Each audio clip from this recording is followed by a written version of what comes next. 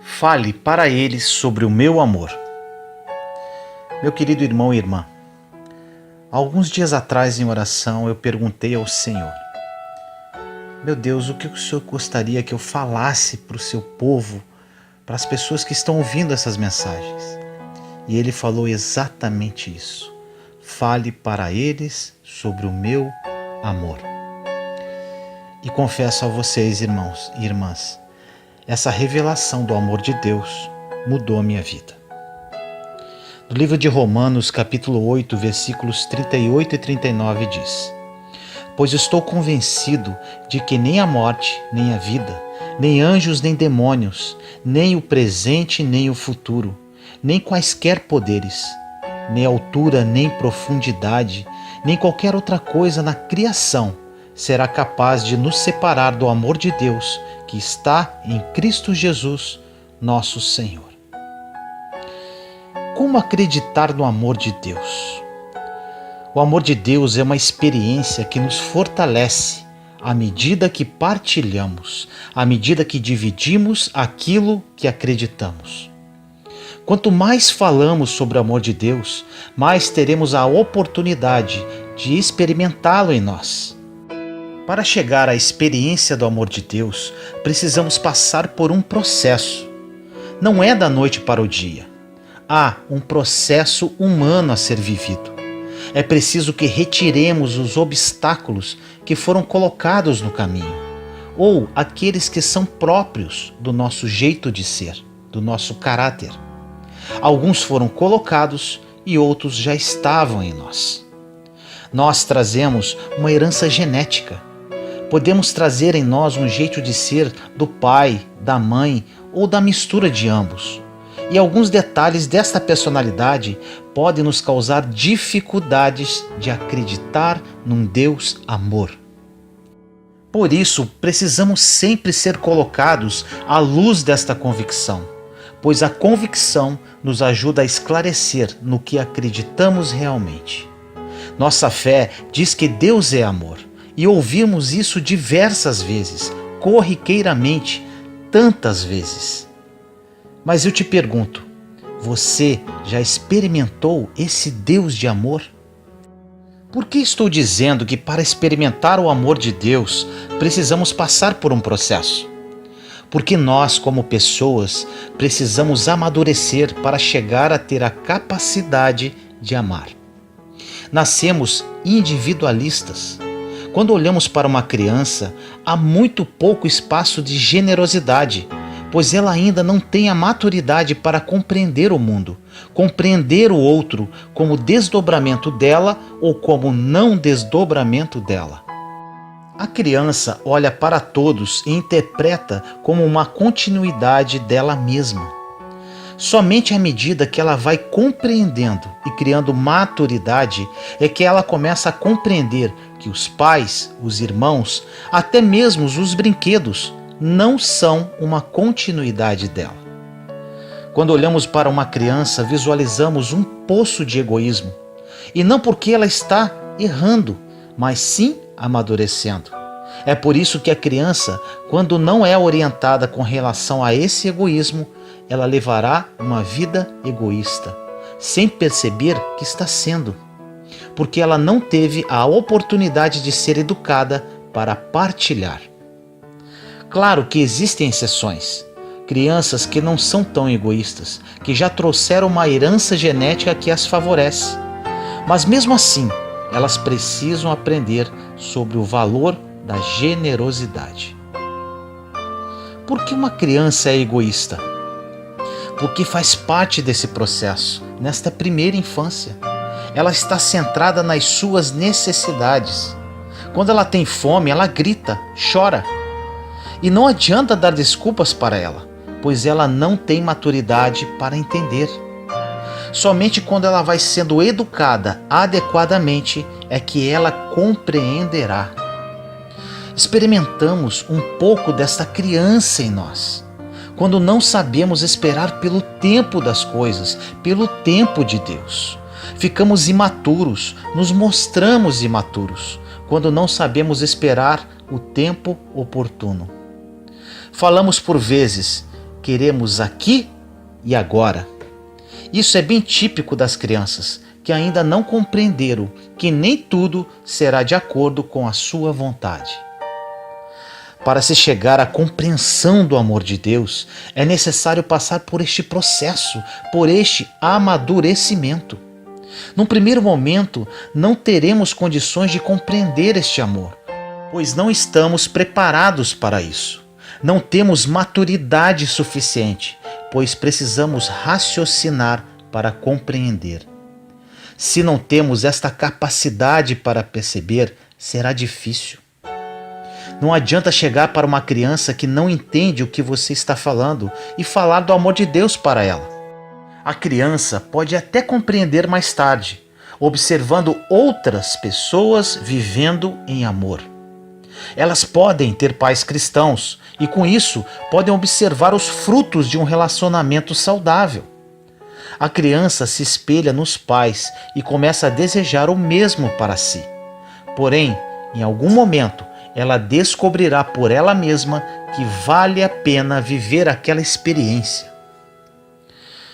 É preciso muita maturidade para compreender o amor de Deus como ele é. Para chegar ao amor de Deus, precisamos passar por este processo de observação de pessoas que vivem esse amor em plenitude. Observamos o que o outro está vivendo e queremos viver também, e consequentemente imitamos. Mas isso ainda não é fazer a experiência. Essa é uma sala que antecede o que vamos aos poucos desbravando. É interessante que, por vezes, precisamos passar primeiro por um Deus justiceiro. Quantas vezes precisamos nos colocar de frente de um Deus que faz justiça de acordo com a nossa vontade? Isso é acreditar num Deus à nossa imagem e semelhança, e não ao contrário.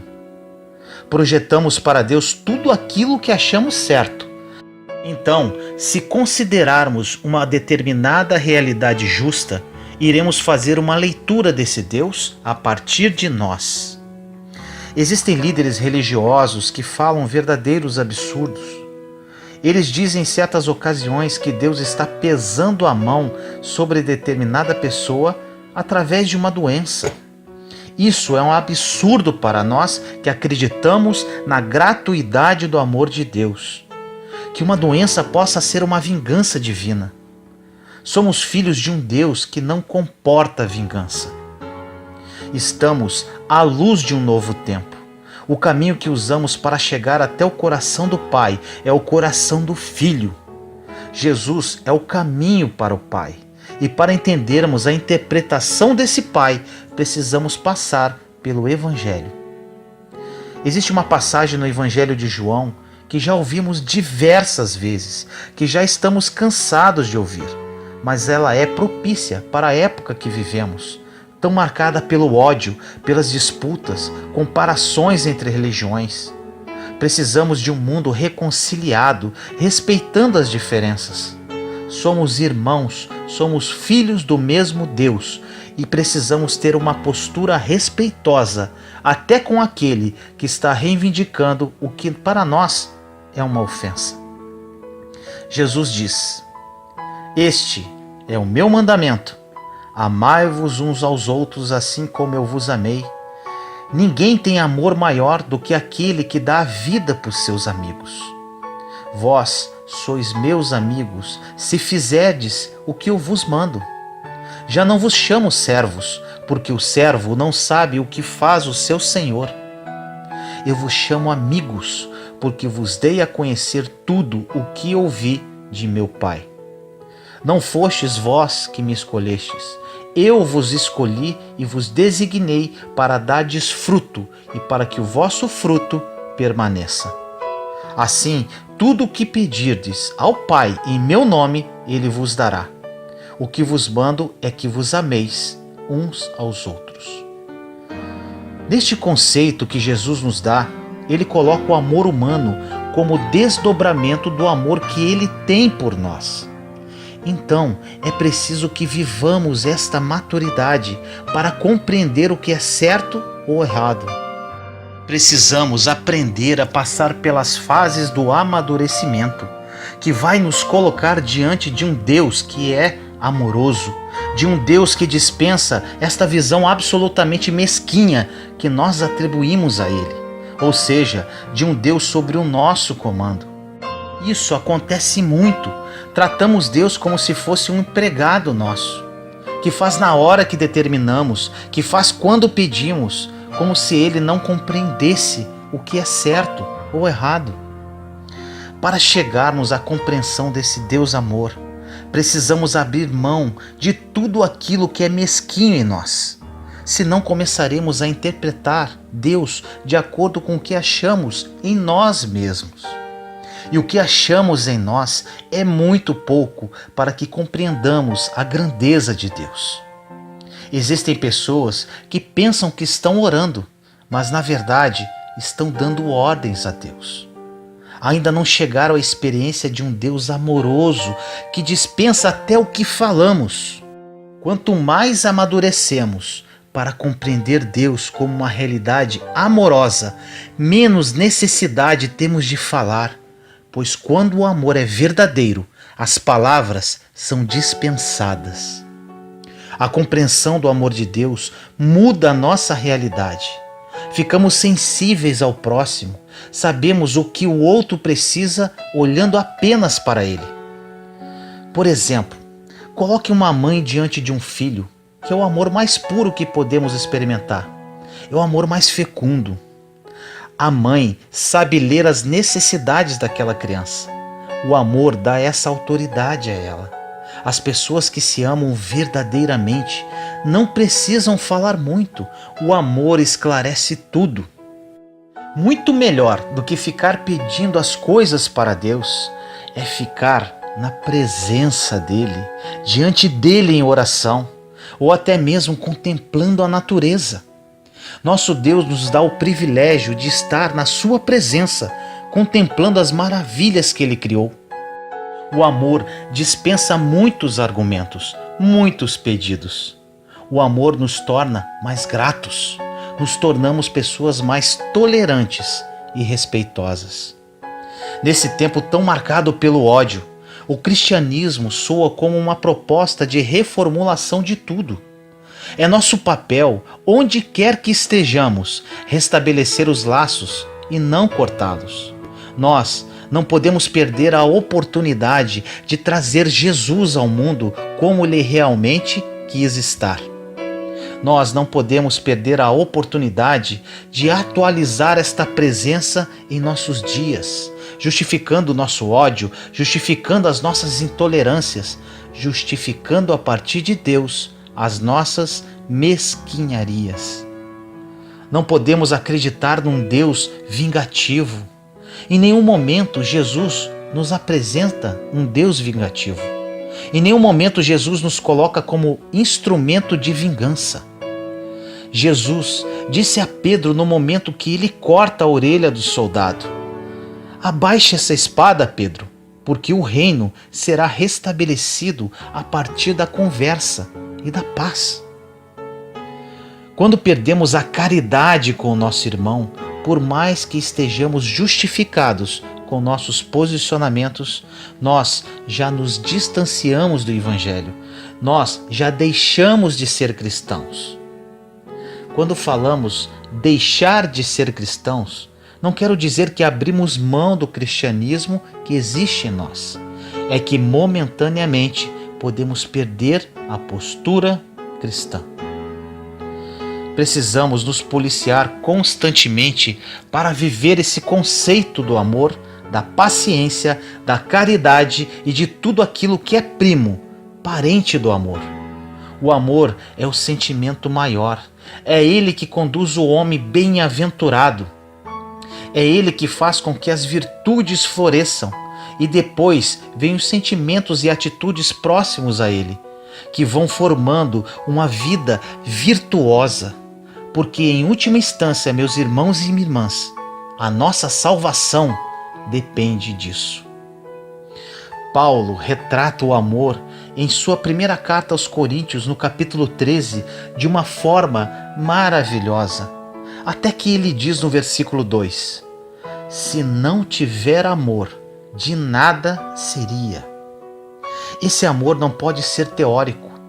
Precisamos criar uma maturidade emocional para que possamos compreender esse amor como uma postura, um jeito de ser, que vai passar pelas nossas palavras, que vai passar pelo nosso olhar, que vai passar pelas nossas atitudes.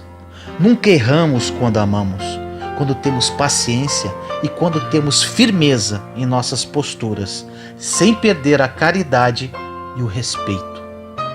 No livro de Efésios, capítulo 5, versículos 1 e 2 diz: portanto, sejam imitadores de Deus como filhos amados e vivam em amor, como também Cristo nos amou e se entregou por nós como oferta e sacrifício de aroma agradável a Deus. Deus está nas pequenas coisas, nos pequenos gestos de bondade e nos abraços cheios de amor. Essa é a essência. A fonte de todo amor está dentro de você. Se afogue na profundidade do amor de Deus. Esse amor é a essência da vida. Quando você receber essa revelação do amor de Deus, sua vida será transformada, porque nada mais vai importar. Vou orar por você. Grande e maravilhoso Deus, durante esses dias em oração, falei com o Senhor sobre o que deveria falar com seus filhos. O Senhor me disse para falar do seu amor. No dia de hoje, Pai, peço que todas as pessoas que assistirem este vídeo tenham a oportunidade de receber de Ti essa revelação que mudou a minha vida para sempre. Quando conhecemos o seu amor em espírito e verdade, nada mais importa. Invada lares, Senhor, toque vidas, transforme famílias, cure, liberte através do poder do seu amor. Que as pessoas sejam tocadas pelo seu Santo Espírito e que realidades de vida sejam transformadas para sempre. Assim eu oro em nome do nosso Senhor Jesus Cristo. Amém. Meu nome é Vinícius Leandro e esta é mais uma mensagem da série Do Deserto à Terra Prometida. Compartilhe essa mensagem para edificar mais vidas. Inscreva-se em nosso canal e acione o sininho para receber notificações de novos vídeos. Caso queira conhecer o meu testemunho, clique no link da descrição deste vídeo. Tenho certeza que vai ajudar muito na sua caminhada. Deus te abençoe.